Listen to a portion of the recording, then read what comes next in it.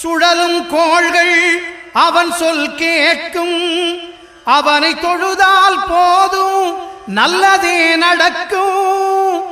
ஆனை முகனை தொழுதால் நவக்கிரகங்களும் மகிழும்.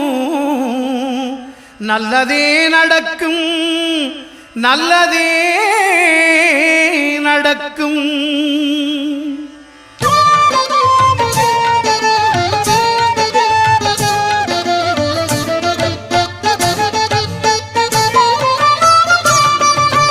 ஒன்பது கோளும் ஒன்றாய் காண அங்கு கற்பகம் என்னும் கடவுளின் மெய்யில். ஒன்பது கோளும் ஒன்றாய் காண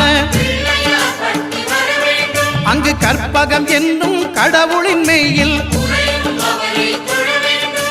சூரியன்